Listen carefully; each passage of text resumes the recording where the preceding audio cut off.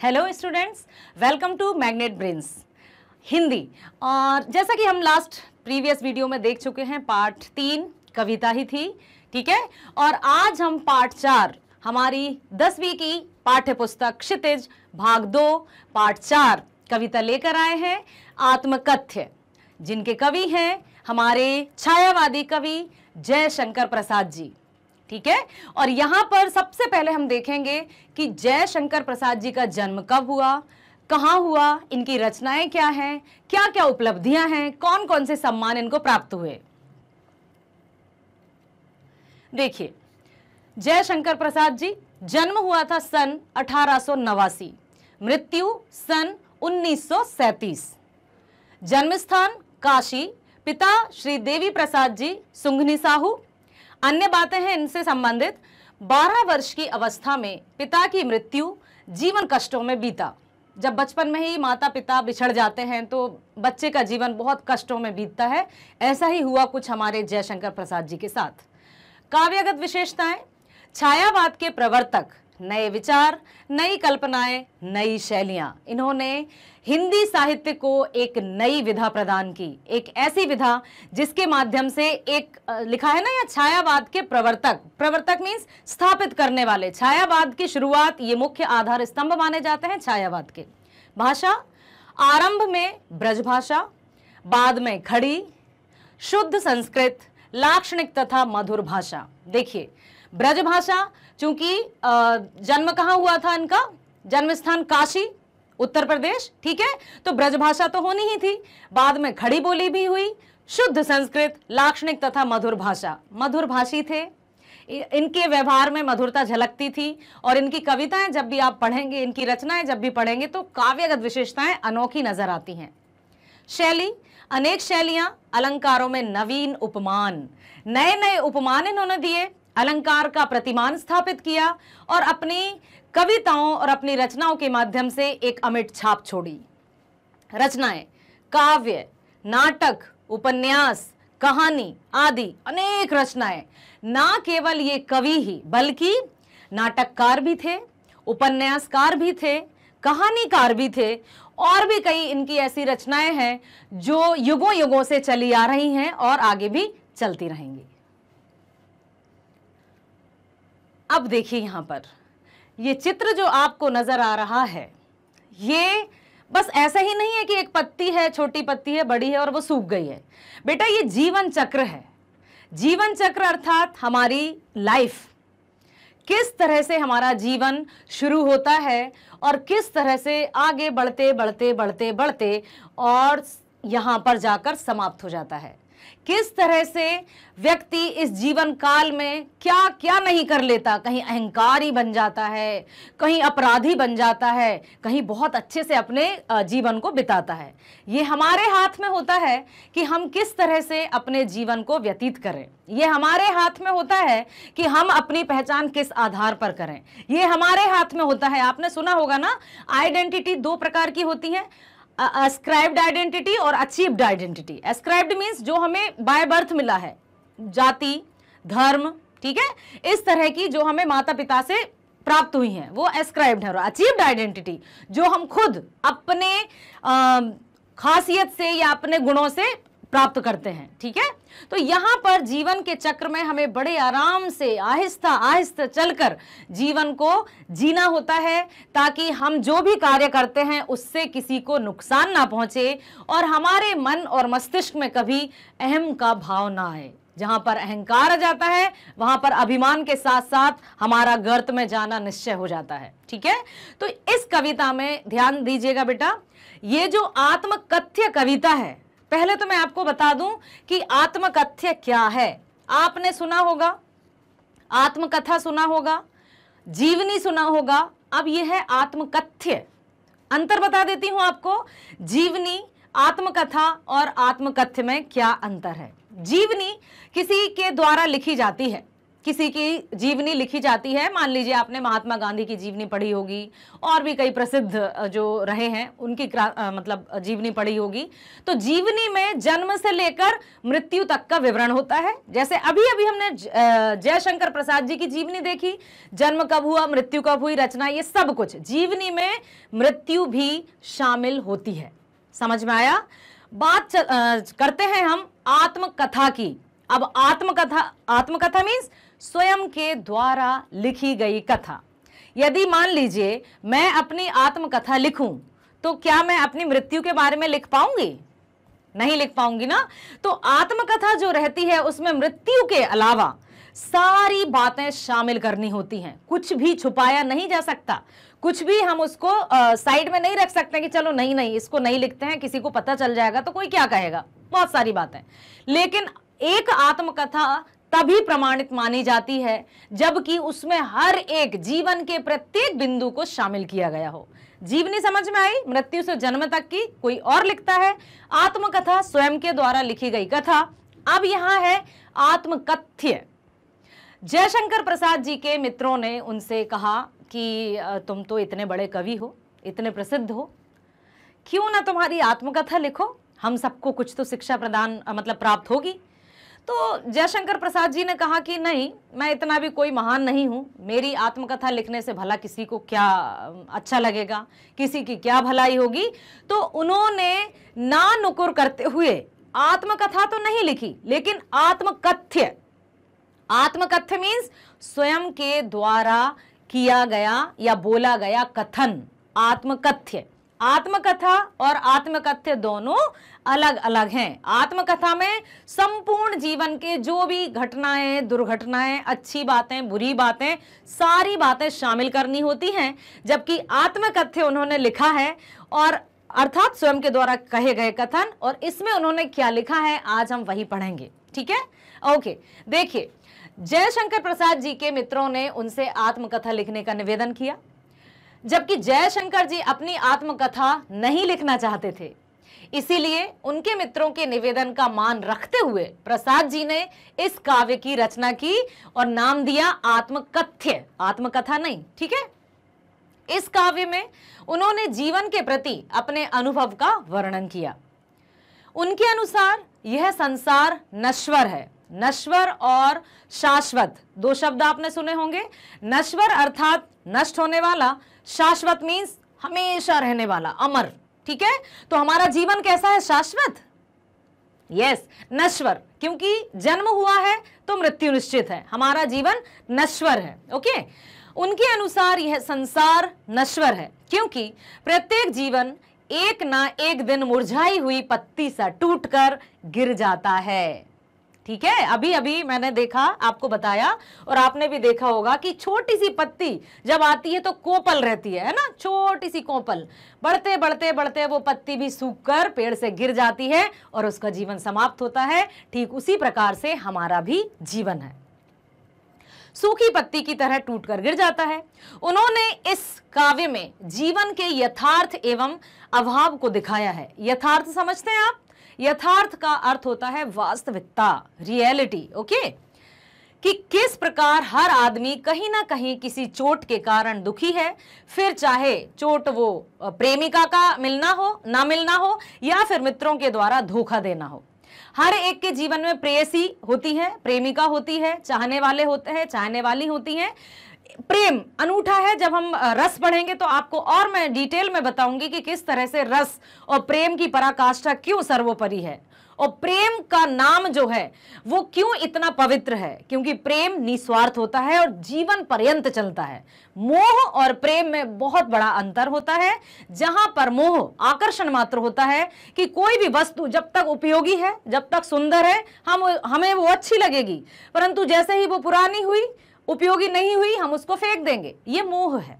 लेकिन प्रेम अर्थात सच्चा, निस्वार्थ। यदि हमें कोई अच्छा लगता है, जैसे माता पिता का प्रेम अपने बच्चों के प्रति, ठीक है?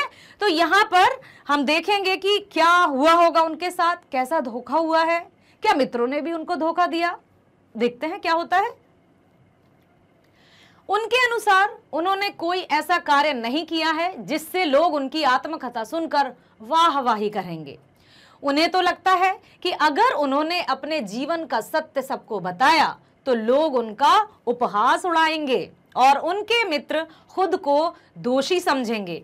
कवि के अनुसार उनका जीवन सरलता एवं दुर्बलता से भरा हुआ है और उन्होंने जीवन में कोई महान कार्य नहीं किया। देखिए, सोचिए, विचारिए कि एक इतने प्रसिद्ध, महान प्रसिद्ध युग प्रवर्तक, छायावाद के प्रवर्तक कवि स्वयं कह रहे हैं कि मैंने कोई इतना महान कार्य नहीं किया है। आपने वो दोहा सुना होगा ना, बड़ी बड़ाई ना करें, बड़ों ना बोले बोल, रही मन हीरा कब कहे, लाख टका मोल।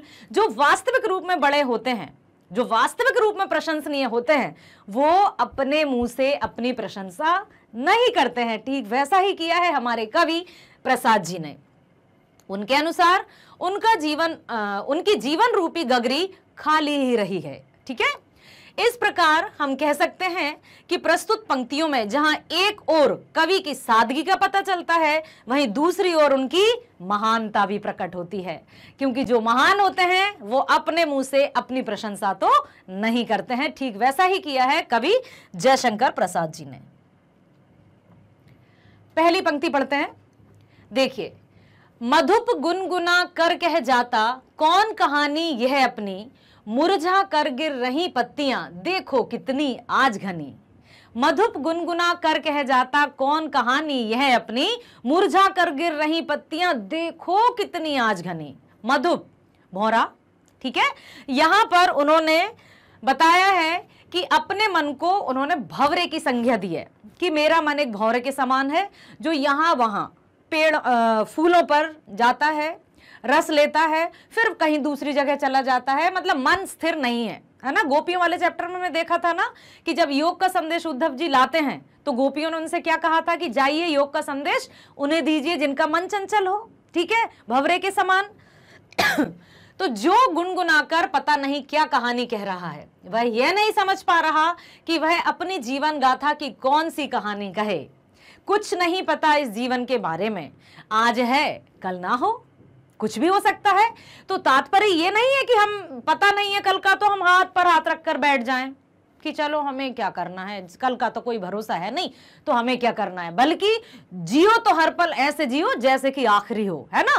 कि इस तरह से हमें अपने जीवन को जीना है कि जब सुबह उठें तो प्रसन्नचित होकर और थैंक कहें अपने परमात्मा को, ऊपर वाले को, जिसे भी हम मानते हैं कि हे प्रभु, हे परमपिता, हे अल्लाह, हे ईश्वर, तूने हमें एक और दिन, एक और नई सुबह दी, उसके लिए धन्यवाद, थैंक यू। ठीक है, फिर जब शाम को सोने से पहले कहें कि आज का दिन जो भी रहा वो अच्छा था, इसमें मैंने क्या क्या गलतियां की, मुझ में क्या क्या कमियां थी, वो हमें देखना है। अक्सर मनुष्य की प्रवृत्ति रहती है, हमारी प्रवृत्ति रहती है कि हम दूसरों की कमियों को तो खोजने लगते हैं, लेकिन अपने अंदर क्या कमी है उसको हम देखते ही नहीं।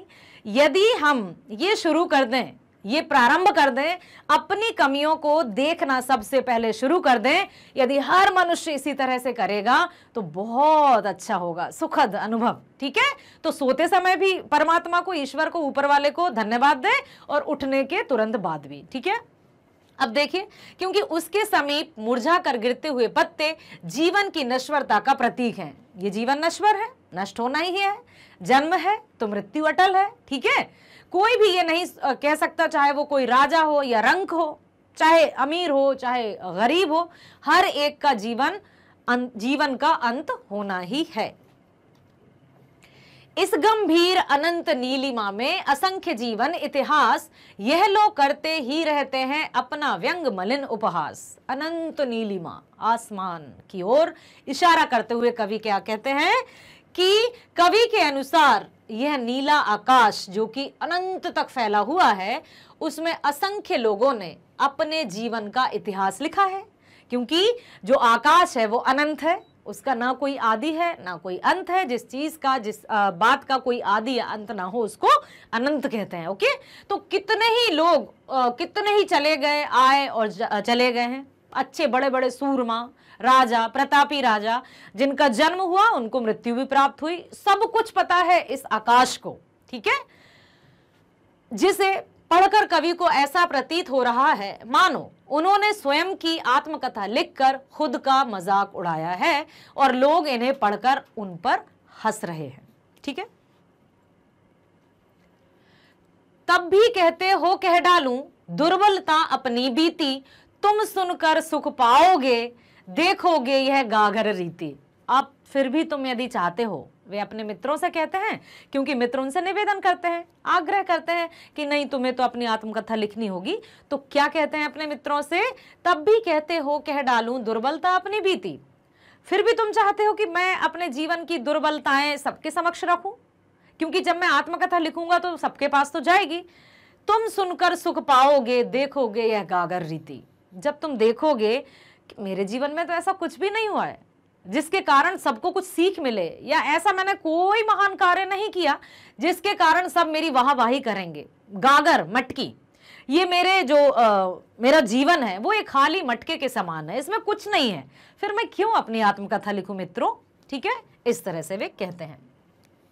कवि अपने मित्रों से प्रश्न करने के लिए बाध्य हो जाते हैं कि क्या तुम भी यही चाहते हो कि मैं भी अपने जीवन की सारी दुर्बलताएं लिख डालूं, जिन्हें पढ़कर तुम लोग मेरे जीवन की खाली गगरी को देखकर मेरा मजाक बनाओगे। ठीक है, किंतु कहीं ऐसा ना हो कि तुम ही खाली करने वाले अपने को समझो मेरा रस ले अपनी भरने वाले। अब देखिए यहां पर कितना बड़ा तंज कसा है, कितना बड़ा व्यंग किया है, और एकदम प्रत्यक्ष रूप से कवि ने मित्रों से कहा है कि किंतु कहीं ऐसा ना हो कि तुम ही खाली करने वालों। अब देखिए जमाने की बात बताई है, दुनिया की बात बताई है कि अक्सर क्या होता है बेटा, ध्यान से सुनिएगा इस बात को, कि अक्सर बहुत लोग हमारे मुंह पर तो हमारी प्रशंसा करते हैं, अरे वाह क्या बात है, अरे तुम जैसा तो कोई है ही नहीं, तुमने जो कार्य किया है वो इतना अच्छा कि मतलब भाई एक्सीलेंट, बहुत सारी बातें, ऐसी सारी बहुत सारी बातें कह देते हैं मुंह पर।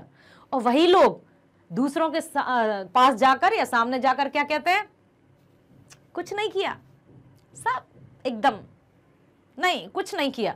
मतलब कि एक तरफ मुंह पर प्रशंसा करते हैं, दूसरी तरफ उसी व्यक्ति की अपमान भरी बातें भी करते हैं उसके लिए। तो यही कवि कहना चाहते हैं कि किंतु कहीं ऐसा ना हो कि तुम ही खाली करने वाले अपने को समझो मेरा रस ले अपनी भरने वाले। ऐसा नहीं कि तुम मेरे जीवन का आनंद उठाने बस रस लेना चाहते हो, मतलब मेरी कमियों को कुरेदना चाहते हो, मेरे दुखों को कुरेदना चाहते हो, कहीं ऐसा ना हो। ऐसा चाहते हो क्या मित्रों? ठीक है, यदि चाहते हो तो वही सही। जिन मित्रों ने कवि से आत्मकथा लिखने का आग्रह किया उनसे कवि कहते हैं कि मेरी आत्मकथा पढ़कर और मेरे जीवन की गगरी खाली देखकर कहीं ऐसा ना हो कि तुम खुद को मेरे दुखों का कारण समझो, कहीं ऐसा ना हो कि मेरी आत्मकथा में तुम्हारा जिक्र मैं करूं, क्योंकि मुझे वास्तविकता लिखनी होगी ना, फिर उसको पढ़कर तुम ही दुखी हो जाओ कि लो हमने इससे इतना अच्छा कहा कि आत्मकथा लिखो और इसने हमारी ही निंदा कर दी, हमारी ही बुराई कर दी। कहीं ऐसा ना हो कि तुम्हारे दोषों को जब मैं लिखूं, क्योंकि हर एक के दोषों को लिखना पड़ेगा, हर एक के गुणों को लिखना पड़ेगा, आत्मकथा में कुछ भी नहीं छुपाना है। तो अब क्या कहते हैं कवि कि मेरे दुखों का कारण समझ बैठो और यह सोचने लग जाओ कि तुम्ही ने मेरे जीवन रूपी गगरी को खाली किया है, क्योंकि मैं उसमें यथार्थ को लिखूंगा, वास्तविकता को लिखूंगा। आगे क्या है, यह विडंबना अरे सरलते तेरी हंसी उड़ाऊं मैं, यह विडंबना अरे सरलते तेरी हंसी उड़ाऊं मैं, भूले अपनी यह प्रवंचना औरों को दिखलाऊं मैं क्या करूं, क्या करूं, कैसी विडंबना है जीवन की, कैसा है ना ये जीवन, कभी कुछ कभी कुछ, ठीक है, कभी दुख कभी सुख, कभी धूप कभी छांव, क्या है आखिर ये जीवन। देखिए कवि का तात्पर्य यह है कि उनका स्वभाव बहुत ही सरल है, सरल है, सहज है और एकदम दर्पण की तरह स्वच्छ है। जैसे वे अंदर से है वैसे ही वे व्यवहार से हैं। उन्होंने कोई मुखौटा ओढ़कर नहीं रखा है, उन्होंने कोई नया चेहरा लगाकर नहीं रखा है कि किसी के सामने कुछ और अपने आप को प्रस्तुत करेंगे और वास्तविक रूप कुछ और होगा। जो व्यक्ति सरल और सहज होते हैं वो सबके सामने एक समान ही रहते हैं। तो ऐसे व्यक्ति होते तो महान हैं, लेकिन दुनिया उनका फायदा भी उठाना चाहती है, उनको तरह तरह से प्रताड़ित भी करती है। देखते हैं क्या होता है। इसी स्वभाव के कारण उन्हें कई लोगों ने धोखा दिया। जिनसे उन्हें कष्ट सहना पड़ा, परंतु इसके बावजूद भी कवि को अपने स्वभाव पर कोई मलाल नहीं है, क्योंकि उन्हें पता है कि मैं एक सच्चा हूं, अच्छा हूं और मैं जैसा हूं वैसा मैं हूं। मुझे पता है, आत्मसंतुष्टि तो है ना, मैं आत्मसंतोष तो है मेरे पास, और आपने सुना होगा संतोष ही सबसे बड़ा धन है। ठीक है, अब देखिए, और वो अपनी आत्मकथा में इसका मजाक नहीं उड़ाना चाहते, ना वो अपनी भूलें बताना चाहते हैं और ना ही वो छल कपट गिनाना चाहते हैं जो उन्होंने सहे हैं, जो उन्हें सहने पड़े हैं। कितनों ने उनको धोखा दिया, कितनों ने उनके साथ छल किया, कपट किया, वो सारा कुछ यहाँ तो है, उनके मन मस्तिष्क में है, परंतु वे आत्मकथा लिखकर उसको बताना नहीं चाहते हैं। उज्जवल गाथा कैसे गाऊं, ध्यान से सुनिएगा। उज्जवल गाथा कैसे गाऊं, मधुर चांदनी रातों की, अरे खिलखिला कर हंसने होने वाले उन बातों की। चांदनी रात, इससे पहले जो हमने वीडियो देखा था उसमें चांदनी रात का वर्णन हुआ था ना, स्फटिक शिला कहा था कवि ने। तो यहां पर देखिए फिर चांदनी रात आ गई है। उज्जवल गाथा कैसे गाऊं, मधुर चांदनी रातों की। चांदनी रात अर्थात बहुत अच्छा जीवन, सुखद जीवन, सुखमय जीवन। अब वो कहते हैं कि जो मेरे साथ बहुत अच्छा हुआ, कुछ पल मेरे साथ इतने अच्छे रहे कि उनकी यादों को हमेशा मैं संजोए रखना चाहता हूं। तो फिर उन बातों को भी मुझे आत्मकथा में लिखना होगा, मेरी हर एक बात को आत्मकथा में लिखना होगा, कुछ भी छुपाना नहीं है मुझे। उज्जवल गाथा कैसे गाऊं, मधुर चांदनी रातों की, अरे खिलखिला कर हंसने होने वाली उन बातों की। कवि ने अपनी प्रेयसी को यहां पर बताने का प्रयास किया है मित्रों से कि मेरे जीवन में मेरी प्रेयसी थी, चाहने वाली थी, प्रेमिका थी, और वो इतनी मधुर स्मृतियां हैं, स्मृतियां मीन्स याद है, ठीक है, इतनी मधुर स्मृतियां हैं कि जब कभी भी मैं एकांत में होता हूं, जब कभी भी मैं उदास होता हूं, तो वो मधुर स्मृतियां, सुनहरी सुनहरी चांदनी रात की तरह अच्छी अच्छी यादें को याद कर कर दुखी मन को भी खुश कर लेता हूं, प्रसन्नचित कर लेता हूं। देखिए, कवि के अनुसार वो रातों के हसीन लम्हे जो उन्होंने अपनी प्रेमिका के साथ बिताए थे, वो साथ में हंसकर कवि के साथ की गई मीठी बातें आदि उनके निजी जीवन का अनुभव है। वो ये अनुभव कैसे और क्यों अपनी आत्मकथा में लिखकर लोगों को सुनाएं, क्यों अपनी सारी बातें, व्यक्तिगत बातें वो पब्लिक में लेकर आए, इसलिए वो आत्मकथा लिखने से मना करते हैं। क्यों? जैसा कि मैंने पहले बताया कि आत्मकथा यदि लिखी जाती है तो उसमें हर एक बिंदु को शामिल किया जाता है। मान लीजिए एक मेरा अभी वर्तमान में बहुत अच्छा कोई मित्र है और हो सकता है उसने पास्ट में कभी मेरे साथ छल कपट किया हो, तो मुझे वो लिखना पड़ेगा कि ये वही मित्र है जिसने मेरे साथ छल कपट किया था। अब उस मित्र को लग जाएगा बुरा, इसलिए कवि कहते हैं कि भाई रहने दो, मैं आत्मकथा नहीं लिखता हूं, नहीं तो सारे दुखों को मुझे कुरेदना होगा, सारी बातों को मुझे उसके सामने लाना होगा, जिससे बहुत लोगों को दुख होगा और फिर वो उस दुख का कारण मुझे ही समझेंगे। ठीक है, मिला कहां वह सुख जिसका मैं स्वप्न देख कर जाग गया, आलिंगन में आते आते मुस्का कर जो भाग गया। अब देखिए, हर एक व्यक्ति के जीवन में कुछ ऐसे पल आते हैं, कुछ ऐसे लम्हे मीन्स पल, ठीक है, ऐसे पल आते हैं जो मतलब उसको ऊपर से नीचे तक बिल्कुल मन से, तन से, वचन से, कर्म से प्रसन्नचित कर देते हैं। उसका चेहरा खिल उठता है और देखते ही, जैसे आप जब हम रस पढ़ेंगे तो रस मीन्स भाव, ठीक है, रौद्र रस, श्रृंगार रस, बहुत सारे रस हैं, 9 रस हैं मुख्य रूप से। तो व्यक्ति के हाव भाव बता देते हैं कि व्यक्ति प्रसन्न है, दुखी है या क्रोधित है ना, बता देते हैं ना। आप लोग भी समझ जाते होंगे ना, अरे आज पापा गुस्से में हैं, चुपचाप बैठ जाओ, मम्मी कहती बेटा चुपचाप बैठ जाओ, जल्दी पापा आने वाले हैं। ठीक है, पापा आए और हम बिल्कुल बुक लेकर बैठ गए, भले ही वो उल्टी किताब रख ली हमने कुछ भी होता है। ठीक है, तो यहां पर वो यही कह रहे हैं कि मिला कहां वह सुख जिसका मैं स्वप्न देखकर जाग गया। सपने भी देखते हैं ना हम सपने देखते हैं, आप भी सपने देखते होंगे। कभी कभी जब हम सपने देखते हैं, और एक सपने की खासियत क्या होती है कि सपने में हम ही हीरो होते हैं, मतलब हम बिल्कुल सुपरमैन होते हैं, स्पाइडरमैन, सुपरमैन, जो भी मैन होते हैं, सब शक्तिमान, सब कुछ हम ही होते हैं। और फिर क्या होता है कि उस सपने में फिर विलन कुछ होता है, लेकिन जीत आखिरकार हमारी होती है। और जब आंख खुलती है हाँ, मैं तो ये ही हूँ, मैं तो बिस्तर पर ही पड़ा हूँ, ओ शिट। फिर हम सुनाते हैं अपनी मम्मी को या अपने दीदी भैया या अपने फ्रेंड्स को सुनाते हैं कि पता है आज मैंने ये सपना देखा, इस तरह से, ठीक है। तो मिला कहाँ वह सुख जिसका मैं स्वप्न देख कर जाग गया, आलिंगन में आते आते मुस्का कर जो भाग गया। कभी सपने में ऐसा देखा होगा कवि ने कि हो सकता है उनकी प्रेयसी उनके पास आ रही हो, परंतु आने वाली थी, इतने में आंख खुल गई और चला गया। अब वो फिर दुखी हो गए, ठीक है। जीवन भर कवि ने जिन सुखों की कल्पना की और जिनके सपने देखकर कभी कभी जाग जाता था, उनमें से कोई भी सुख उन्हें मिला नहीं। कवि ने जब भी अपने हाथों को फैलाकर अपनी प्रेमिका को, अर्थात उन सुखों को, देखिए बेटा एक और बात बता दूं, प्रेयसी या प्रेमिका सुखों के लिए शब्द प्रयोग हुआ है। यहां पर कवि ने जो अच्छे पल हैं उनको प्रेयसी का नाम दिया है, प्रेयसी की संज्ञा दी है, प्रेयसी की उपमा दी है, इतना ध्यान रखिएगा। तो यहां पर क्या कहते हैं कवि, जीवन भर कवि ने जिन सुखों की कल्पना की और जिनके सपने देखकर कभी कभी जाग जाता था, उनमें से कोई भी सुख उन्हें प्राप्त ही नहीं हुआ। कवि ने जब भी अपने हाथों को फैलाकर अपनी प्रेमिका को, अर्थात सुखों को, ठीक है, गले लगाना चाहा, तब तब उनकी प्रेमिका मुस्कुराकर भाग गई, अर्थात सुख आते आते चला गया और कवि फिर से वैसे ही रह गए, दुखी रह गए, ठीक है। देखिए इसके बाद क्या है, कवि क्या कहते हैं, जिसके अरुण कपोलों की मतवाली सुंदर छाया में अनुरागनी उषा लेती थी निज सुहाग मधुमाया में। ध्यान से सुनिएगा बेटा, जिसके अरुण कपोलों की मतवाली सुंदर छाया में अनुरागनी उषा लेती निज सुहाग मधुमाया में।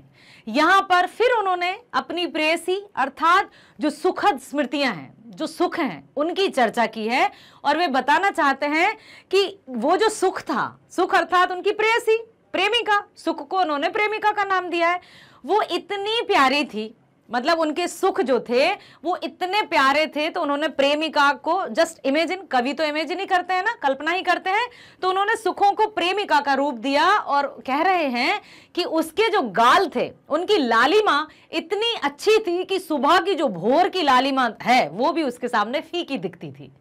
समझ में आया? उन्होंने अपने सुखों की तुलना या सुखों की संज्ञा दी है, क्या नाम दे दिया सुखों को, प्रेयसी अर्थात प्रेमिका, और उस प्रेमिका की प्रशंसा करते हुए कहते हैं कि उसके जो गाल हैं, लाल लाल गाल, अर्थात जो सुंदर से गालों की जो लालिमा है वो सूरज की उषा काल की लालिमा से भी कहीं सुंदर है।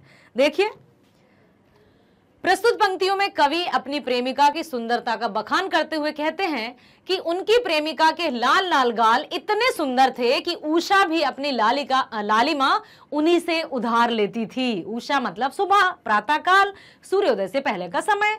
आपने देखा है ना, प्रातःकाल देखा है ना, सूर्योदय के समय जाग जाया करिए, बिस्तर छोड़ दिया कीजिए, ठीक है।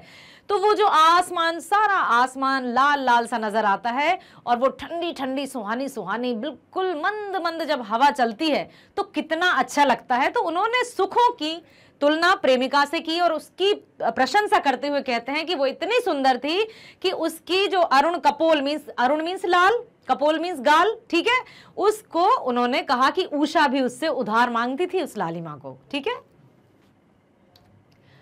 उसकी स्मृति पाथे बनी है, थके पथिक की पंथा की।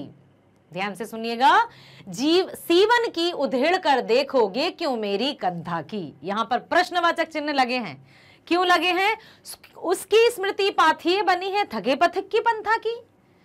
पूछ रहे कवि हमसे, सीवन की उधेड़ कर देखोगे क्यों मेरी कंधा की, मतलब उसकी स्मृति पाथेय बनी है। पाथेय मतलब मुझे एक रास्ता दिखाने वाला, ठीक है, कि उसकी जो स्मृति है, मेरी प्रेयसी की, मेरी प्रेमिका की जो मधुर मधुर स्मृतियां हैं, जो यादें हैं, उसकी स्मृतियां ही मेरे जीवन को आगे जीने का सहारा बनी है। मैं उसी के अच्छी यादों के सहारे ही अपना जीवन जी रहा हूं।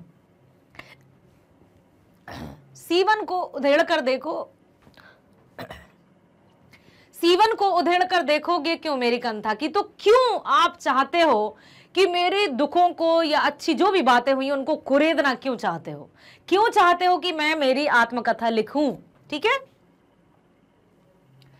कवि कहता है कि उनकी प्रेमिका के साथ बिताए हसीन पलों को याद करके आज कवि इस अकेले संसार में अपना जीवन व्यतीत कर रहा है। सुखों के सहारे ही आज यदि वो दुखी भी है तब भी उन सुखों के सहारे जीवन बिता रहा है और उनके जीवन का एकमात्र सहारा यही यादें हैं। तो क्या तुम, मतलब मित्रों से कह रहे हैं वो, मेरी उन यादों को देखना चाहते हो और इस प्रकार मेरी आत्मकथा पढ़कर मेरी यादों को फिर से कुरेदना चाहते हो? सीवन को उधेड़ कर देखो। सीवन मीन्स सिलाई। सिलाई, यदि कोई कपड़ा है हम उसको उधेड़ते हैं ना तो फिर वो नया सा दिखाई देने लगता है जहां जहां सिलाई होती है ना। तो सीवन को उधेड़ कर देखोगे क्यों मेरी कंथा की, क्यों मेरी जीवन की गाथा को तुम कुरेदना चाहते हो? क्या मिलेगा तुम्हें इससे? और इस प्रकार मेरी आत्मकथा पढ़कर मेरी यादों को फिर से कुरेदना चाहते हो और मेरी यादों की चादर को तार तार करना चाहते हो कि मेरे जीवन में क्या क्या घटित हुआ, क्या अच्छी बातें हुई, क्या बुरी बातें हुई, क्या सुख मिला, क्या दुख मिला। ठीक है, अब देखिए, छोटे से जीवन की कैसे बड़ी कथाएं आज कहूं, क्या यह अच्छा नहीं कि औरों की सुनता मैं मौन रहूं। कवि फिर अपने मित्रों से कहते हैं कि छोटे से जीवन की कैसे बड़ी कथाएं आज कहूं, मेरा जीवन छोटा सा है, उसमें मैंने कोई महान कार्य नहीं किया, कुछ ऐसा नहीं है जिसको मैं लिखूं और दुनिया उसको पढ़कर वाह वाही करे, है ना, दाद दे कि वाह वाह क्या बात है। क्या यह अच्छा नहीं कि औरों की सुनता मैं मौन रहूं? क्या इससे अच्छा ये नहीं होगा कि मैं मौन रहूं, मैं चुप रहूं और सबकी बातों को सुनूं? पूछ रहे हैं वो, कह रहे हैं अपने मित्रों से कवि। प्रस्तुत पंक्तियों में जय शंकर प्रसाद जी की महानता का पता चलता है। उनके अनुसार उनका जीवन बहुत ही सरल और सादगी भरा है। वे स्वयं को तुच्छ मनुष्य मानते हैं और उनके अनुसार उन्होंने जीवन में ऐसा कोई कार्य नहीं किया जिससे वो खुद के बारे में बड़ी बड़ी यश गाथाएं लिख सकें। इसलिए वो चुप रहना ही उचित समझते हैं और दूसरों की गाथाओं को सुनते हैं।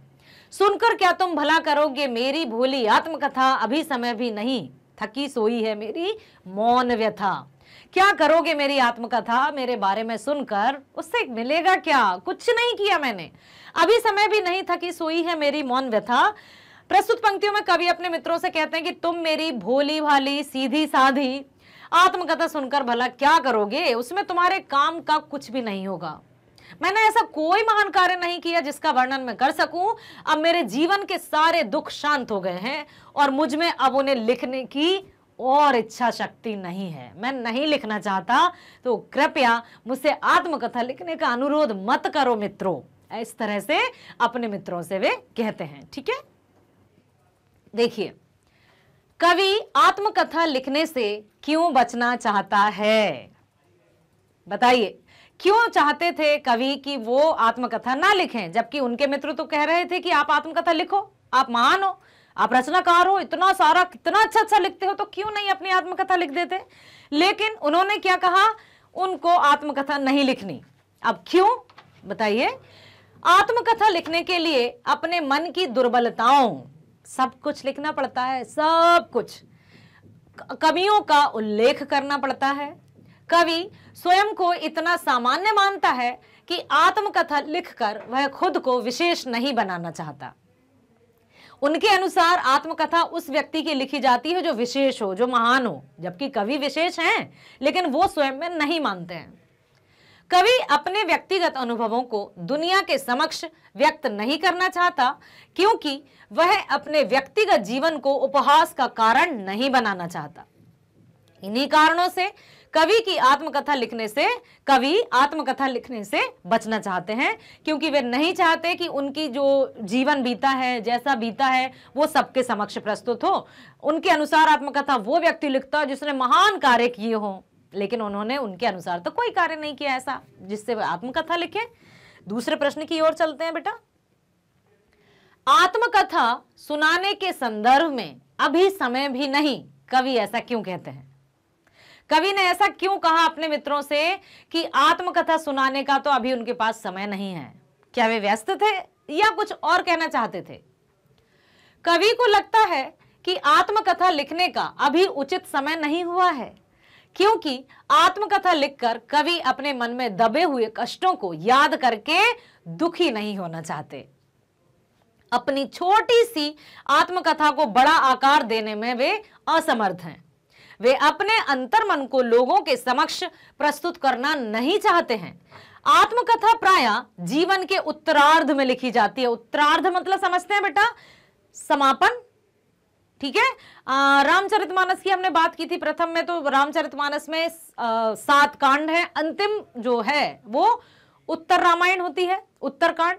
तो उत्तरार्थ मतलब जीवन का जब बिल्कुल लगे कि हाँ जीवन जी लिया है, अब 60 ईयर्स, ठीक है, तो अब मैं आत्मकथा लिखूं कि अब मुझे नहीं पता कि अब कब परमात्मा मुझे अपने पास बुला लें। तो उत्तरार्ध मतलब जीवन के संपूर्ण जीवन जीने, मतलब 50-60 की उम्र के बाद यदि व्यक्ति हैं और उनके कार्य इतने महान हैं तो वे आत्मकथा लिखने लगते हैं।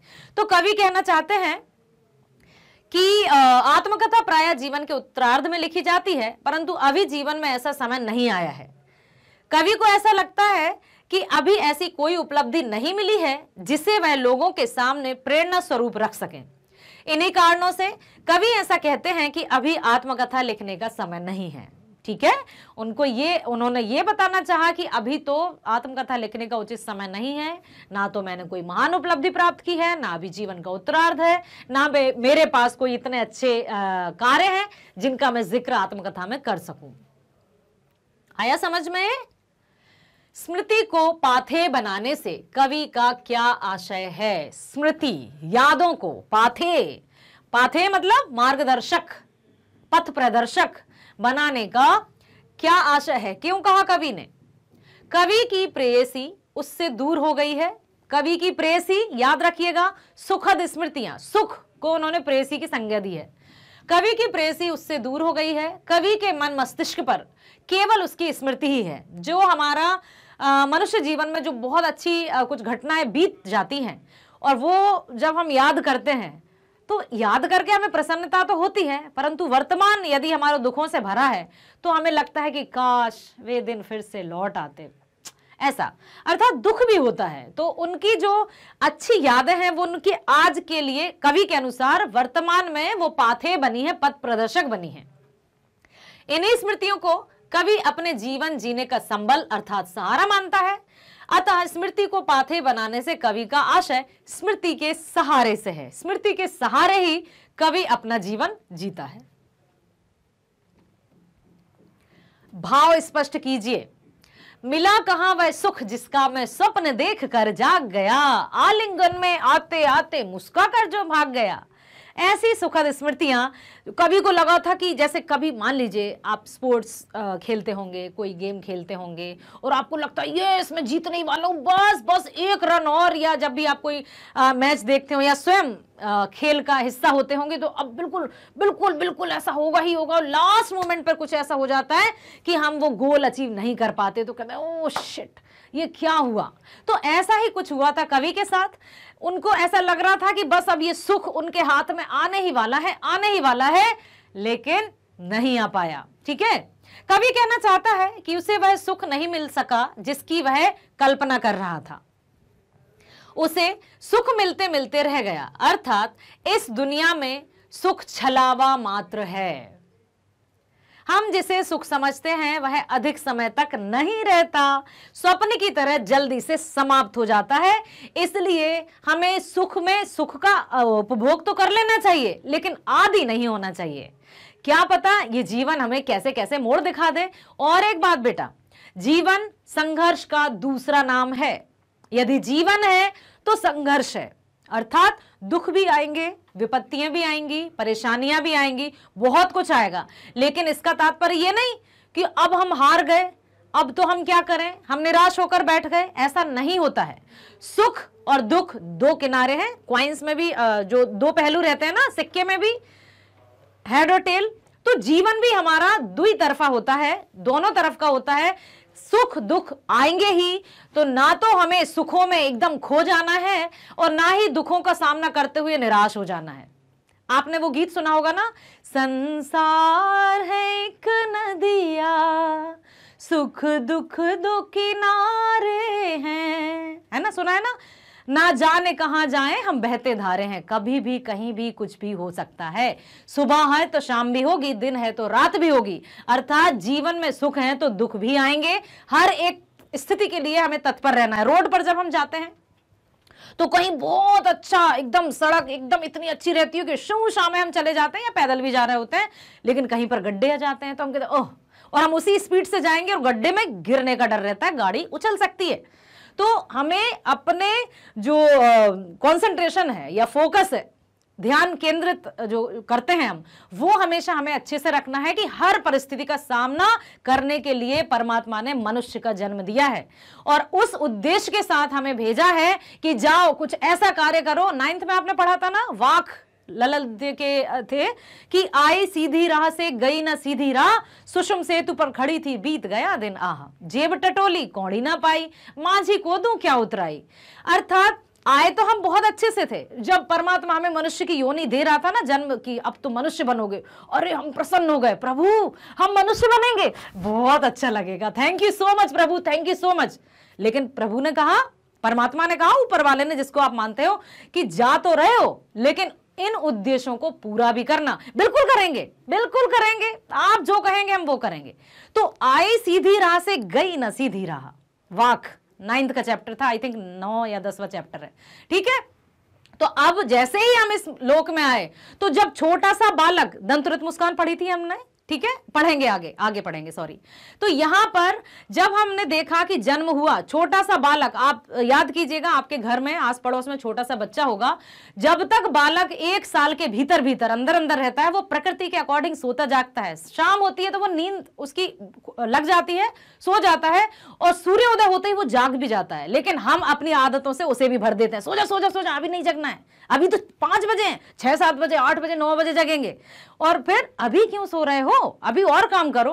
तो ये जो प्रकृति के अकॉर्डिंग हमारा चक्र चलता है, वो मनुष्य अपने हाथ में जब आता है तो पूरा तितर बितर हो जाता है, सब गड़बड़ हो जाता है, ठीक है। तो आई सीधी राह से गई ना सीधी राह, सुषुम सेतु पर खड़ी थी, अब आया जीवन का अंतिम पड़ाव, आ गया है बुढ़ापा। आपने वो भी सुना होगा ना, लड़कपन खेल में खोया, जवानी नींद भर सोया, बुढ़ापा देख कर रोया, सजन रे झूठ मत बोलो, खुदा के पास जाना है, ठीक है। तो अपने कर्मों का फल हमें यहां चुकाना है, ना कुछ नर्क होता है, ना ही कोई स्वर्ग होता है, जो है वो यही है, यही फल मिलता है, यही प्रतिफल मिलता है। यदि हम अपने जीवन में कर्म प्रधान रहेंगे, कर्म ही पूजा है, ऐसा नहीं कि घंटों घंटों, आपने बहुत सारी ऐसी मूवीज आई होंगी जिसमें बताया जाता है कि मूर्ति पूजा करें या ये करें या वो करें, फिर कहते हैं नहीं नहीं नहीं करना है। तो ये सारी भावनाओं का खेल है बेटा, भावना रहेगी सच्ची तो हर काम अच्छा होगा, ठीक है। तो यहां पर कवि ने यही कहा है कि ऐसा लगा कि बस वो सुख मुझे मिलने ही वाला है, लेकिन जैसे ही मुझे हाँ बस मेरे पास आया और मेरी आंख खुल गई और सपना टूट गया और वो सुख मेरे पास नहीं आया। तो सुख भी आएगा, दुख भी आएगा, कभी निराशा भी हाथ में लगेगी। ऐसा मत करना कि कभी निराशा हाथ में लगी और हमारा मन ही हार गया, ठीक है। मैदान का हारा हुआ हारा नहीं होता है, मन से नहीं हारना है, क्योंकि मन के हारे हार है, मन के जीते जीत, ठीक है। आगे चलते हैं अगले प्रश्न की तरफ। जिसके अरुण कपोलों की मतवाली सुंदर छाया में, अनुरागिनी उषा लेती निज सुहाग मधुमाया में। अभी हमने किया था वर्णन कि कवि अपनी प्रेयसी के सौंदर्य का वर्णन करते हुए कहते हैं, अर्थात अपनी सुखद स्मृतियों का वर्णन करते हुए कहते हैं कि नायिका के कपोल अर्थात गाल में इतनी लालिमा थी कि उषा भी उससे अपना सुहाग ढूंढती थी। अर्थात उषा प्रातः काल भी कहती थी कि आपकी प्रेमी का जो प्रेयसी है, सुखद स्मृतियां हैं, वो इतनी सुंदर है कि उसकी लालिमा मुझे चाहिए, ठीक है। अनुपम था, रूप सौंदर्य अनुपम था, जिसकी कोई उपमा नहीं दी जा सकती, जिसकी कोई तुलना नहीं की जा सकती। प्रश्न, उज्जवल गाथा कैसे गाऊं मधुर चांदनी रातों की। बताएंगे आप क्या कहना चाहते हैं कवि, उज्जवल गाथा कैसे गाऊं मधुर चांदनी रातों की। कथन के माध्यम से कवि क्या कहना चाहते हैं, क्योंकि यदि उन्होंने आत्मकथा लिखी, आत्मकथा में सब कुछ लिखना होगा, तो वो ये कहना चाहते हैं कि जो भी मेरे सुखद एहसास थे, जो पल थे, जो लम्हे थे, उनको मैं क्यों लिखूं, क्यों मैं सबके सामने उनको रखूं। कुछ मेरी अपनी भी निजी बातें हैं जिनको मैं अपने अंदर ही रखना चाहता हूं, इसलिए मैं मित्रों आत्मकथा नहीं लिखना चाहता। कवि कहना चाहता है कि अपनी प्रेयसी के साथ बिताए गए क्षणों को वह सबके सामने कैसे प्रकट करे। जीवन के कुछ अनुभवों को गोपनीय रखना ही उचित होता है। गोपनीय मतलब सीक्रेट। ऐसी स्मृतियों को वह सबके सामने प्रस्तुत कर अपनी हंसी नहीं उड़ाना चाहता, अतः वह जीवन की मधुर स्मृतियों को अपने तक ही रखना चाहता है। इसलिए बार बार अपने मित्रों के आग्रह पर, निवेदन पर भी उन्होंने कहा कि मैं आत्मकथा नहीं लिखूंगा, और आत्मकथ्य अर्थात स्वयं द्वारा कथन वे कहते गए और वो एक कविता का रूप ले चुकी है। ठीक है, अब देखिए आया है आत्मकथ्य से संबंधित प्रश्न। आत्मकथ्य कविता की काव्य भाषा की विशेषताएं उदाहरण सहित लिखिए कि इस कविता की जो भाषा है, जो भाषा शैली है, लिखने का जो स्टाइल है, वो कैसा लगा आपको, समझ में आया? देखिए कवि की क्या क्या विशेषताएं हैं। प्रसाद जी द्वारा रचित कविता आत्मकथ्य की विशेषताएं निम्नलिखित हैं। कभी कभी बेटा ध्यान दीजिएगा, यहां पर बिल्कुल ध्यान देना है, यहां वहां ध्यान नहीं लगाना है, एकाग्रचित होकर सुनना है बेटा। अब मैं बात कर रही हूं यहां कि निम्नलिखित एक शब्द है, ध्यान से देखिएगा। सबने सुना है, सब लिखते हैं, लेकिन कभी कभी बच्चे आप लोग क्या कर देते हैं, निम्नलिखित को सिर्फ लिख देते हैं निम्न। जैसे जयशंकर प्रसाद जी द्वारा रचित कविता आत्मकथ्य की विशेषताएं निम्न हैं। निम्न तो छोटा होता है, निम्नलिखित मीन्स नीचे लिखा हुआ, हमें पूरा लिखना होगा इस शब्द को कंप्लीटली।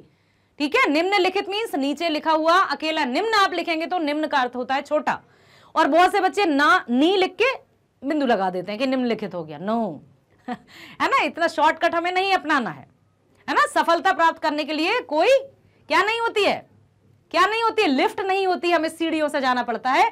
प्रथम सीढ़ी पर कदम रखेंगे तब जाकर हम छत पर पहुंच पाएंगे। उछलकर चढ़ेंगे तो गिरकर मुंह भी तोड़ सकते हैं अपना। ठीक है, प्रस्तुत कविता में कवि ने खड़ी बोली हिंदी भाषा का प्रयोग किया है। यह लो करते ही रहते हैं अपना व्यंग मलिनोपहास। खड़ी बोली है, ये लो नहीं कहते हैं, ये लो। और वास्तव में अक्सर यदि हम देखते हैं कि जो लिखित भाषा है उसमें लीजिए, इस तरह के शब्दों का प्रयोग होता है, लेकिन इस कविता में कवि ने खड़ी बोली का, ब्रज भाषा का भी प्रयोग किया है, खड़ी बोली का भी प्रयोग किया है, ताकि कोई भी पाठक, पाठक अर्थात पढ़ने वाला, ठीक है, श्रोता अर्थात सुनने वाला, वक्ता अर्थात बोलने वाला, तो कोई भी पाठक या श्रोता आसानी से उसके अर्थ को, उसके भाव को समझ जाए, इसलिए खड़ी बोली का प्रयोग हुआ है। अपने मनोभावों को व्यक्त कर उसमें सजीवता लाने के लिए कवि ने कविता में बिंबों का प्रयोग किया है। बिंब, प्रतीक, सिंबल्स।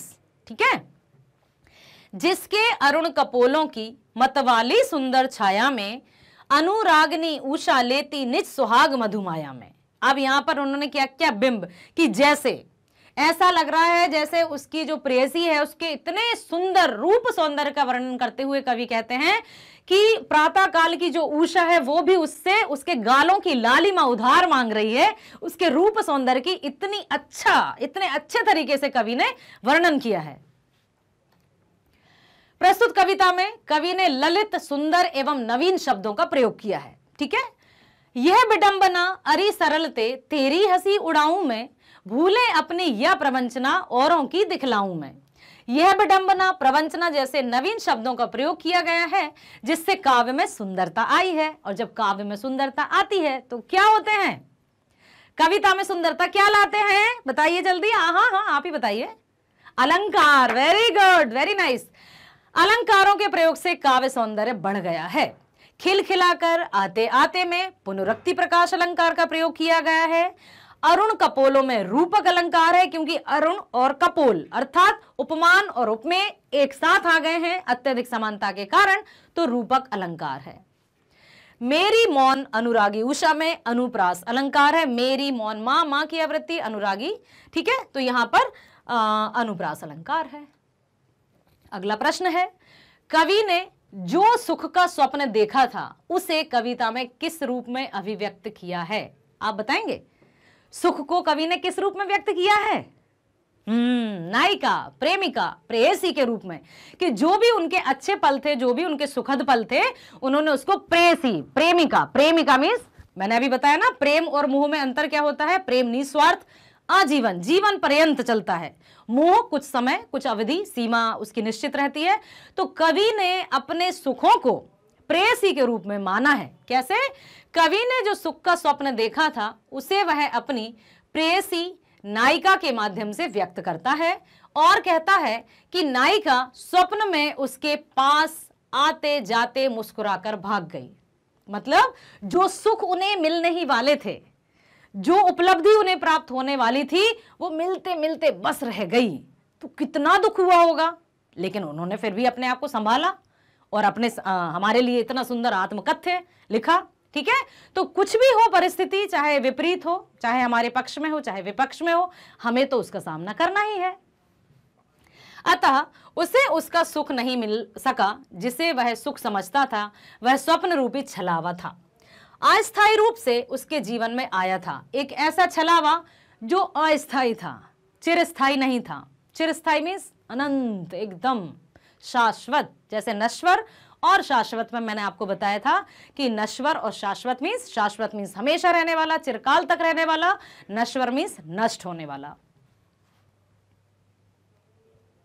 अगला प्रश्न है, इस कविता के माध्यम से प्रसाद जी के व्यक्तित्व की जो झलक मिलती है उसे अपने शब्दों में लिखिए। क्या लिखेंगे आप? जयशंकर प्रसाद जी के बारे में आप क्या लिखेंगे बताइए। कैसे कवि थे, कैसा उनका व्यक्तित्व था, व्यक्तित्व, पर्सनालिटी, किस तरह का व्यक्तित्व था, किस तरह का उन्होंने जीवन जिया, और क्या उन्होंने अभी हमने राम लक्ष्मण परशुराम संवाद सुना था ना, पढ़ा था ना, उसमें परशुराम जी ने क्या किया था वो भी आपको भली भांति याद होगा।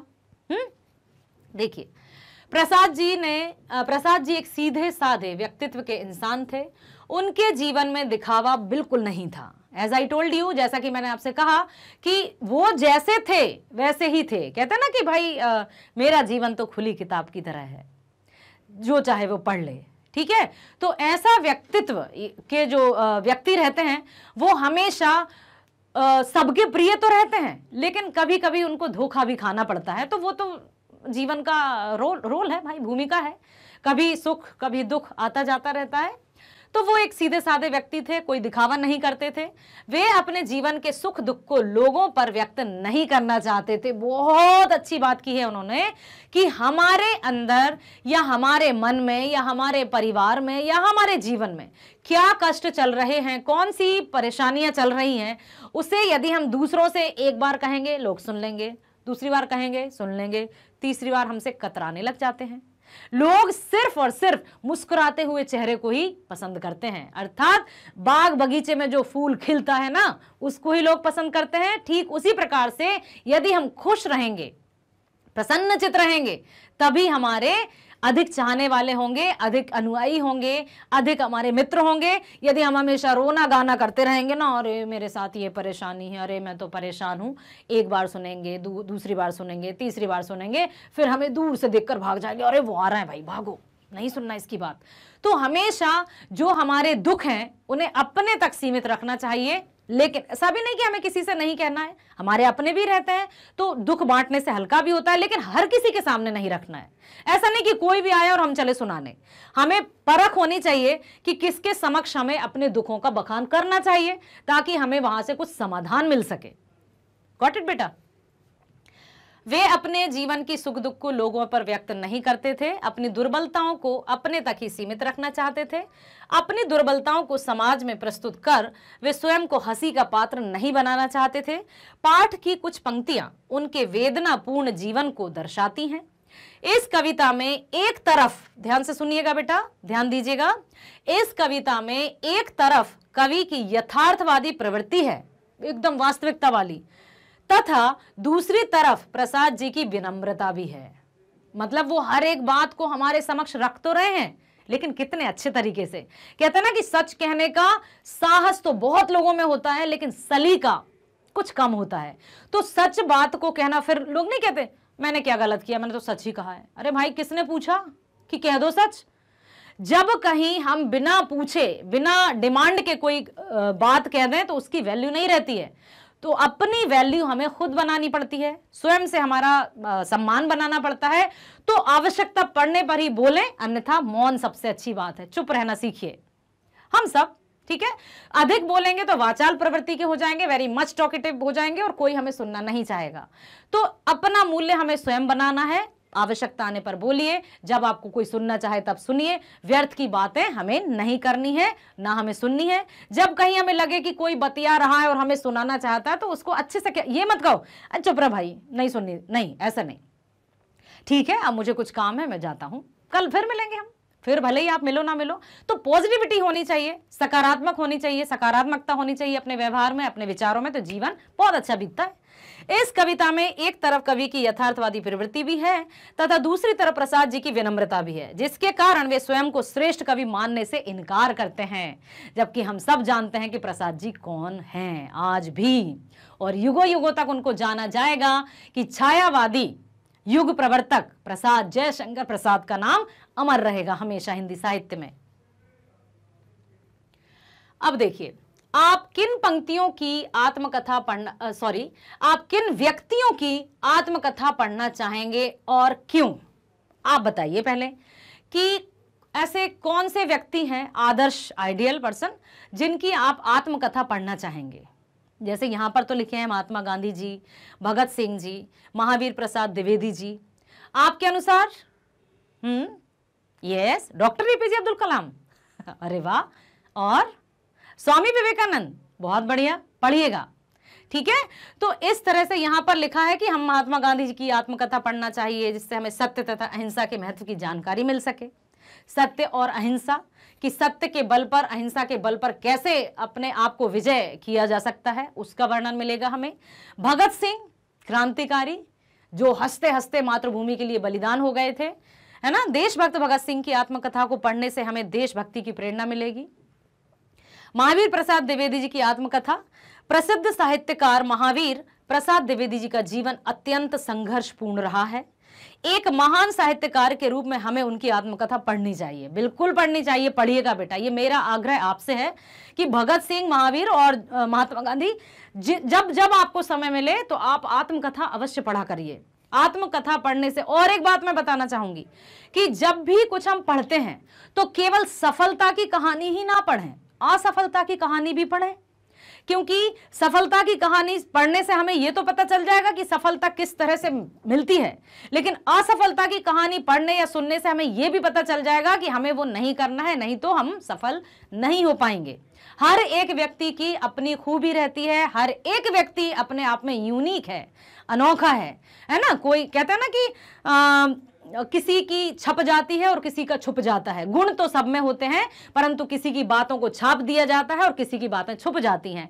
तो अपने आप को एक्सप्रेस करना सीखिए, अपने आप को एकदम खुले रूप में व्यक्त करना सीखिए। यदि, क्योंकि अब सब एक से नहीं होते हैं, बिल्कुल individual differences are there, you know very well. तो कोई अंतर्मुखी इंट्रोवर्ट होते हैं, कोई एक्सट्रोवर्ट होते हैं, अंतर्मुखी बहुमुखी, ठीक है। तो अपने अपने ये आदतें हैं, लेकिन इन आदतों से यदि हमें लगता है कि ये आदत हमारी कहीं ना कहीं हमें पीछे धक्का दे रही है, तो हम ही हैं जो हम अपने आप को आगे ला सकते हैं। क्लियर है कि हम ही हमारे बहुत अच्छे मित्र भी होते हैं और हम ही हमारे शत्रु भी बन जाते हैं। तो सबसे अच्छा गुरु, प्रथम गुरु तो मां है ही, ठीक है, और उसके बाद हम ही हैं जो अपने आत्मविश्वास के साथ सारे कार्य को कर सकते हैं, और हम ही हैं जो अपने आप को पीछा धक्का देकर गिरा भी सकते हैं। तो अपने आप को पहचानिए, अपने गुणों को निखारिए और एक ऐसा व्यक्ति बनकर बताइए कि लोग आपका उदाहरण दें। और एक बात कहना चाहूंगी कि माता पिता को बहुत प्रसन्नता होती है जब उनको उनके बच्चों के नाम से जाना जाता है, कि ऐसे अक्सर क्या होता है, ये उनका बेटा है, शर्मा जी का बेटा है, वर्मा जी का बेटा है, सिंह साहब का बेटा है, खान साहब का बेटा है ना, थॉमस जी का बेटा है, बहुत सारी ऐसी बात है। लेकिन पिता को यदि उनके बच्चों के कार्य, जैसे बच्चे ने बहुत बड़ी उपलब्धि प्राप्त कर ली है, अच्छा तो आप उनके पिताजी हैं, अरे पिताजी तो गदगद हो जाएंगे, इतने प्रसन्नचित होते हैं कि उनकी प्रसन्नता का अनुमान भी आप नहीं लगा सकते हैं। तो अपने कर्मों से, अपने गुणों से इतने अच्छे व्यक्ति बनना है बेटा कि दुनिया आपको सलाम करे, सैल्यूट करे, ठीक है। कोई भी अपनी आत्मकथा लिख सकता है, उसके लिए विशिष्ट बड़ा होना जरूरी नहीं है। हरियाणा राज्य के गुड़गांव में घरेलू सहायिका के रूप में काम करने वाली बेबी हालदार, बेबी हालदार का नाम सुना है आपने? आत्मकथा बहुतों के द्वारा सराही गई। आत्मक शैली में अपने बारे में कुछ लिखना है आपको, लिखेंगे आप, ठीक है। आप अपनी आत्मकथा लिखेंगे, और जब आत्मकथा लिखेंगे तो उसमें क्या क्या आवश्यक है वो ध्यान से सुन लीजिए। अपना जीवन परिचय, अपनी शिक्षा, ठीक है, जीवन की महत्वपूर्ण घटनाएं, चाहे वो अच्छी हो या बुरी हो, सुखद हो या दुखद हो, उपलब्धियां, ठीक है, छोटी मोटी उपलब्धियां सबको प्राप्त होती है, जीवन का आदर्श, और उद्देश्य, ये जो पॉइंट्स दिए हैं इनको नोट कर लीजिए आप, और इनको शामिल करते हुए अपनी आत्मकथा लिखने का प्रयास कीजिए और फिर बताइएगा कि madam I have written, we have written my biography. बहुत अच्छा लगेगा आप लोगों से मिलकर, ठीक है। उत्तर आप बताएंगे। कविता में थका हुआ पथिक कौन है? कविता में थका हुआ पथिक कौन है? कवि, कवि के मित्र, कवि की प्रेमिका या कोई नहीं? कवि ने किसे कहा था कि थका हुआ पथिक? पथिक तो समझते हैं ना, पथिक। कवि, देखते हैं, ओके, चेक करते हैं। वेरी गुड, बहुत बढ़िया, वेरी नाइस। अगला प्रश्न है,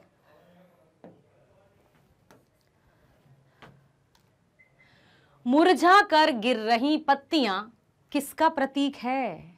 पत्तियों वाला एक चित्र याद कीजिए जो आपने देखा होगा।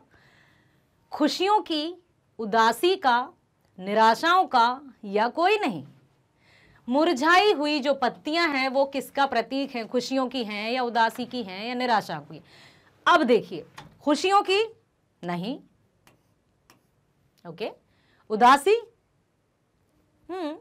हो सकता है, निराशा ये भी हो सकता है, कोई नहीं तो हो नहीं सकता क्योंकि ये हो सकता है। अब इन दोनों में से किसकी तरफ जाएंगे आप? निराशा, उदासी? देखते हैं, निराशा की, बहुत सही। उदासी मीन्स किसी बात से उदास हो जाते हैं ना हम, बिल्कुल वो। निराशा, जीवन में बिल्कुल निराशा छा गई है तो मुरझाई कर गिर रही पत्तियां देखो कितनी आज घनी, यहां पर निराशाओं का प्रतीक है।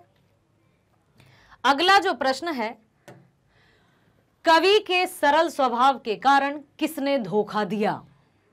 प्रेमिका ने, मित्रों ने, संबंधियों ने या कोई नहीं? किसने उन्हें धोखा दिया था? पंक्ति याद कीजिए, व्याख्या याद कीजिए, हमने चर्चा की थी प्रीवियस वीडियो में। प्रेमिका नहीं, मित्र, संबंधी हो सकता है, छुटकू सा राइट लगा देते हैं, ये तो हो नहीं सकता। सबसे सही क्या लग रहा है आपको? ये वाला, ओके, देखते हैं।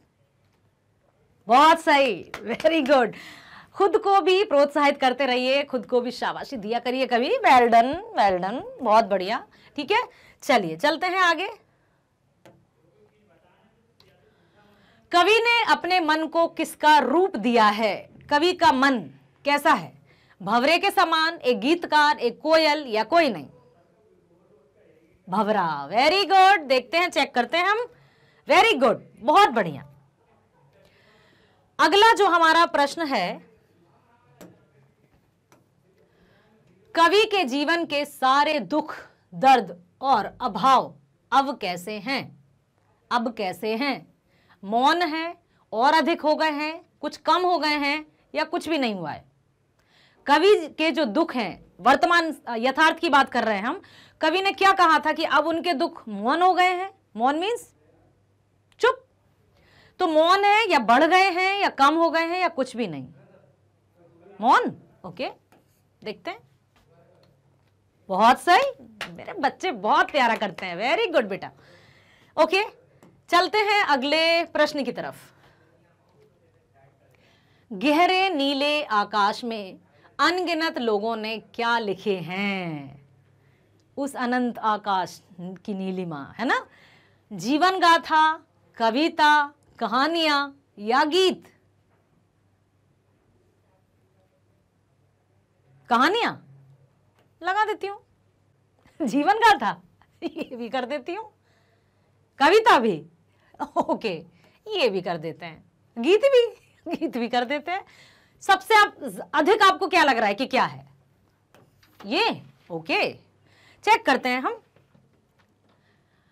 जीवन गाथा, ठीक है, जीवन की गाथा इसी में लिखिए क्योंकि उसको, नीले आकाश को पता है कि कौन आया, किसने क्या किया, किसने कितना जीवन काल जिया और कौन कौन से सुख या दुख भोग कर यहां से अलविदा कह गया। लेट्स चेक जीवन गाथा। कवि के जीवन की गागर कैसी है? अरे वाह, बड़े जल्दी उत्तर दे दिया बच्चों ने। खाली, बहुत सही जवाब, वेरी गुड, वेल डन बेटा। नेक्स्ट चलते हैं। कवि ने खाली घड़े से किसकी ओर इशारा किया है, ये बताइए। अब कवि ने खाली घड़े से किसकी ओर इशारा किया है? खाली घर, सूखी नदी, असफल जीवन या कोई नहीं। अब बताइए, खाली घड़ा मीन्स क्या? खाली घर, सूखी नदी, या फिर असफल जीवन, या कोई भी नहीं? असफल जीवन। Let's we check. बहुत सही, वेरी गुड। क्या जवाब दे रहे हैं आप लोग, बहुत अच्छा सुना है आप लोगों ने, ऐसे ही सुनते रहिए। कवि अपने किस स्वभाव को दोष नहीं देना चाहते हैं? कवि का स्वभाव कैसा था? बताइए, आप बताइए। हाँ हाँ, आप ही से पूछ रही हूं। सरल, ओके, अरे वाह वेरी वेल डन, बहुत बढ़िया। कवि का जीवन सरल था, स्वभाव सरल था। जीवन तो कठिन था, सबका जीवन कठिन होता है। कवि अपने जीवन के किन अनुभवों को सबसे बांटना नहीं चाहते? ऐसी कौन सी बातें थी जिसके लिए कवि ने कहा है कि मैं इन बातों को नहीं कहना चाहता सबसे? सार्वजनिक समझते हैं, सार्वजनिक मीन्स सबके साथ, जो हम सार्वजनिक मीन्स सबकी, पारिवारिक अपने परिवार की, या जो उनकी अच्छी अच्छी यादें थी, मधुर या निजी? कौन सी? मधुर, निजी ओके, देखते हैं। निजी, प्राइवेट, कुछ निजी बातें रहती हैं जो निजित्व बनाए रखना चाहिए, ठीक है, बहुत सही। अगला प्रश्न, पथिक, पथिक का क्या अर्थ है? पथिक मीन्स क्या होता है? वो सुना है आपने? एक प्रेयर है, ऐ पथिक तू सदा याद रखना, तू कभी भी अकेला नहीं, जिंदगी के सफर में ओ राही, तू कभी भी अकेला नहीं, ऐ पथिक तू सदा याद रखना, तू कभी भी अकेला नहीं। पथिक, राहगीर, कवि, पथ या रास्ता। राहगीर is the right answer, very good, well done, बहुत बढ़िया बेटा, वेरी वेल, बहुत अच्छा कर रहे हैं आप लोग। अगले प्रश्न की तरफ चलते हैं। मुरझा कर गिर रही पत्तियां, बिल्कुल निराशाओं का है। अगले प्रश्न की तरफ चलते हैं। कवि के सरल स्वभाव के कारण किसने उन्हें धोखा दिया? मित्रों ने दिया। आगे चलते हैं। कवि ने अब तक कैसा जीवन जिया? दुखदाई, सुखी, स्वतंत्र या कोई नहीं? कवि का जीवन कैसा था? कवि ने जितना भी जीवन जिया वो दुखदाई था, सुखी था, स्वतंत्र था या कोई नहीं? बताइए, ये प्रश्न बहुत महत्वपूर्ण है। उनका जीवन दुखदाई था, सुखी था, स्वतंत्र था या कोई नहीं? I am waiting for your answer, प्रतीक्षारत हूं बच्चों, बताओ। दुखदाई, ओके, दुखदाई देख लेते हैं। स्वतंत्र, वो भी देख लेते हैं। सुखी क्यों नहीं? अच्छा, क्योंकि वो सुखी नहीं थे। देखते हैं कौन सा है। दुखदाई, क्योंकि उन्होंने सारे अपने जो आत्मकथ है उसमें यही बताया है कि कितना दुख उन्हें मिला, कितने धोखे उन्हें मिले, उन्होंने इसी का जिक्र किया है अपने आत्मकथ्य में। बहुत बढ़िया। अगला प्रश्न है, कवि अपनी आत्मकथा लिखने के बजाय क्या करना चाहता है? बताइए। रोना चाहता है, रोना चाहता है, खुश रहना चाहता है, हंसना चाहता है, या दूसरों की आत्मकथा सुनना चाहता है? बताइए। अंतिम पंक्ति थी ना, मैं मौन रहूं, सुनूं मैं किसी की बात, ऐसा कुछ है। एक पंक्तियां हमने पढ़ी थी अभी। बहुत सही, दूसरों की आत्मकथा सुनना चाहते हैं, औरों की सुनूं, अपनी मैं मौन रहूं, है ना। उन्होंने ये कहा था कि इससे अच्छा ये ना हो जाए कि मैं चुप ही रहूं, मैं मौन रहूं, सबकी बातें सुन लूं, तो दूसरों की आत्मकथा कवि सुनना चाहता है। देखते हैं। बहुत सही, वेरी गुड। अगले प्रश्न की तरफ हम चलते हैं। कवि का दाम्पत्य जीवन कैसा है? दाम्पत्य जीवन समझते हैं, वैवाहिक जीवन, गृहस्थ जीवन, गृहस्थ जीवन। अब देखिए, यहां पर मैं बताऊं, गृहस्थ, गृह और ग्रह, ये दो हैं। इनके उच्चारण में हमारी शुद्धता होगी, तभी लिखने में हमारी शुद्धता होगी, क्योंकि ये दोनों अलग अलग हैं। बताइए इसका अर्थ क्या है और इसका अर्थ क्या है? हाँ, घर। ओके, ये नक्षत्र। Okay, planet. तो यहां पर सिर्फ और सिर्फ एक मात्रा, वो भी री और र, उसकी मात्रा का अंतर है, गृह और ग्रह। तो जब हम पृथ्वी बोलते हैं तो उसको हम पृथ्वी नहीं बोलेंगे बेटा। जब भी ऋषि की मात्रा होती है ना, ऋषि की मात्रा हमेशा नीचे लगाई जाती है और उसका जो साउंड होता है वो ई साउंड करता है, गृह। ठीक है, ओके। अब बताइए कवि का दाम्पत्य जीवन कैसा था? सुखी था, दुखी था, या कोई नहीं था, या क्लेश? क्लेश समझते हैं, दुख, क्लेश रहित मीन्स दुखों से रहित। ओके, देखते हैं। दुखी, क्योंकि उन्होंने संपूर्ण आत्मकथ्य में यही कहा है कि मैं क्या लिखूं, मैं क्यों लिखूं, मैं अपनी आत्मकथा क्यों लिखूं, क्योंकि यदि मैं आत्मकथा लिखूंगा तो मुझे मेरे हर एक पहलू को शामिल करना होगा। अगले प्रश्न की तरफ चलते हैं। कवि के आलिंगन में आते आते कौन रह गया? मां, पुत्री, प्रेमिका, या कोई नहीं? यस, वेरी गुड, बहुत बढ़िया, प्रेमिका। Very nice. अगला प्रश्न है, कवि अपने किस स्वभाव को दोष नहीं देना चाहते हैं? मधुर, उग्र, कोमल, या सरल? उग्र क्या होता है, कोमल क्या होता है, सरल क्या होता है, मधुर क्या होता है? तो कवि का स्वभाव कैसा था? कवि का स्वभाव तो सरल और सहज था। तो वे जैसे भी थे वो खुश थे, वो प्रसन्न थे, उन्हें आत्मसंतोष था कि भाई मैं सरल हूं, सहज हूं, लोगों को जो सोचना है सोचे, मुझे पता है कि मैं सच्चा हूं। एक आत्मसंतुष्टि रहती है ना, वो उनको थी। तो उन्होंने अपने स्वभाव को कभी भी दोष नहीं दिया और वो समझते थे, और सही भी था कि वो सही हैं।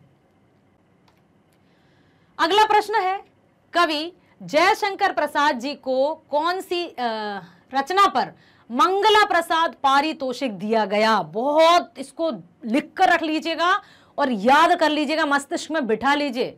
एसटीएम में नहीं, एलटीएम में रख लीजिए, शॉर्ट टर्म मेमोरी में नहीं, अपनी लॉन्ग टर्म मेमोरी में रख लीजिए कि कवि जयशंकर प्रसाद जी को कौन सी रचना पर मंगला प्रसाद पारितोषिक दिया गया था? चित्राधार, झरना, कामायनी, या चंद्रगुप्त? अब देखते हैं। कामायनी बहुत प्रसिद्ध रचना है बेटा, बहुत बड़ा काव्य है ये। कभी आपको समय मिले तो पढ़िएगा, कभी हम जब एक साथ होंगे तो मैं आपको बताऊंगी कि कामायनी में किसका वर्णन किया गया है। बहुत ही अच्छा ग्रंथ है, पवित्र ग्रंथ है और महाकाव्य है, और इसके लिए उनको मंगला प्रसाद पारितोषिक सम्मान भी प्राप्त हुआ था। ठीक है, तो ये हमारे एमसीक्यूज थे।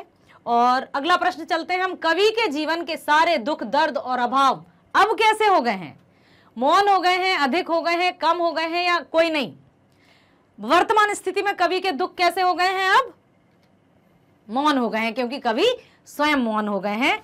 वे अब नहीं चाहते कि वे अपनी फिर वही बातों को कुरेदें, फिर वही उधेड़ बुन में लगे रहें, फिर अपने दुखों को कुरेदें और फिर से दुखी हो जाएं। तो जो है वो ठीक है, वो इसलिए उन्होंने आत्मकथा लिखने से अपने मित्रों को साफ मना कर दिया कि क्षमा चाहता हूं मित्रों, मैं आत्मकथा तो नहीं लिख सकता। इसलिए उन्होंने आत्मकथ्य कहा और अपनी जो भी बातें हैं वो आत्मकथ्य के माध्यम से हम सबके समक्ष प्रस्तुत की।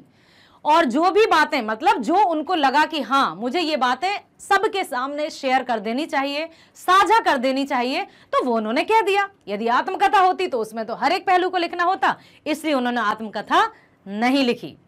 आशा करती हूं आपको समझ में आया होगा चैप्टर आत्मकथ्य कविता।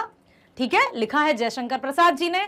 फिर हमने देखा, उसके बाद वाले वीडियो में हमने देखा कि एनसीईआरटी जो हमारी बुक है उसके पीछे जो प्रश्न दिए रहते हैं, प्रश्नों को समझा, उत्तरों को जाना। अभी अभी हमने देखा एमसीक्यूज अर्थात बहुविकल्पीय प्रश्न।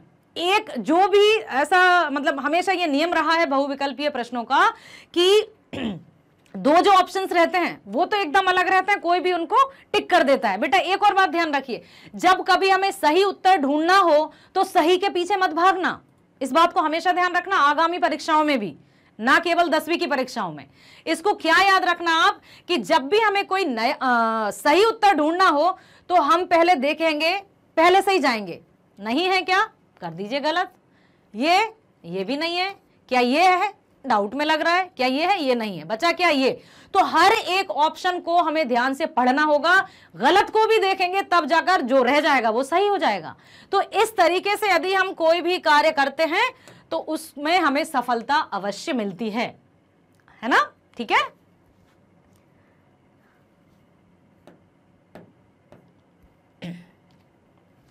ओके, तो अब मैं आई हूं आपके लिए मैग्नेट ब्रेन्स की तरफ से ऑनलाइन फ्री शिक्षा के लिए आमंत्रित करने। अपने आप को मैग्नेट ब्रेन से जोड़ कर रखिए, लाइक कीजिए, सब्सक्राइब कीजिए और अधिक से अधिक शेयर कीजिए प्लीज, क्योंकि मैग्नेट ब्रेन्स लेकर आया है कक्षा 6 से 12th, 6 to 12th की सभी सब्जेक्ट्स की शिक्षा एकदम फ्री, कुछ नहीं देना, कुछ पे नहीं करना। बाजार जाएंगे ना तो एक छोटी से छोटी चीज, छोटी से छोटी वस्तु का भी दाम देना पड़ेगा, तब भी उसकी कोई गारंटी नहीं है, लेकिन मैग्नेट ब्रेन्स देता है आपको बिल्कुल पूरी गारंटेड कि जब भी आप सुनेंगे, पढ़ेंगे, आपको अपने मन से भरोसा होगा कि यस, मैग्नेट ब्रेन्स जो है वो बहुत उच्च क्वालिटी की शिक्षा देता है, क्वालिटेटिव एजुकेशन देता है। तो प्यारे बच्चों, मैग्नेट ब्रेन्स को लाइक कीजिए, शेयर कीजिए और सब्सक्राइब जरूर कीजिए। अधिक से अधिक अपने मित्रों में हमारे चैनल के लिए कहिए, आग्रह कीजिए, ताकि हम इस मैग्नेट ब्रेन्स को और ऊंचाइयों तक ले जा सकें और आपका भविष्य बहुत उज्जवल हो। आपके लिए यही कहना चाहूंगी कि लाइक, शेयर एंड सब्सक्राइब। मिलते हैं अगले वीडियो में, तब तक के लिए धन्यवाद। Thank you so much, bye.